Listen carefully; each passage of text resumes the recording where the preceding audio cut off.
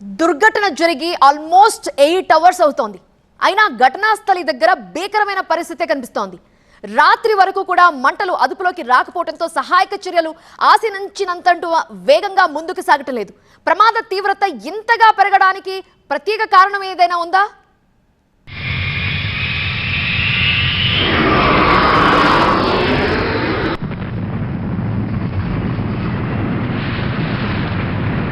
Ahmedabad London మధ్య దూరం 4235 మైళ్లు.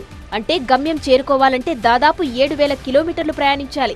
ప్రయాణం దూరం ఎక్కువ కావడం వల్ల విమానంలో భారీగా ఇంధనం నింపాల్సి వచ్చింది.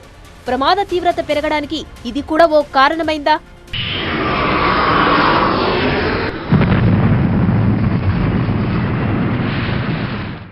విమానం కూలిపోయే సమయానికి ఫ్యూయల్ ట్యాంకులో 58,000 లీటర్ల వైట్ పెట్రోల్ ఉంది.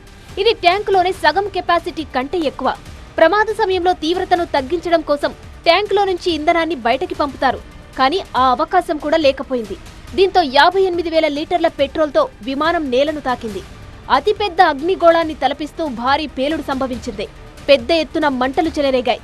సహజంగానే నష్ట తీవ్రత పెరిగింది.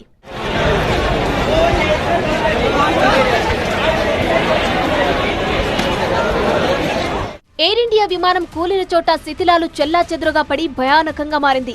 అగ్నిమాపక సిబ్బందితో పాటు ఎమర్జెన్సీ సర్వీసుల ఏజెన్సీలు సమన్వయంతో సహాయక చర్యల్లో నిమగ్నమయ్యాయి. మంటలు తీవ్రంగా ఉండడంతో మొదట్లో సహాయక చర్యలకు ఆటంకం కలిగింది. చీకటి పడే సమయానికి ప్రమాద స్థలంలో దాదాపు 80% శిథిలాలు తొలగించారు.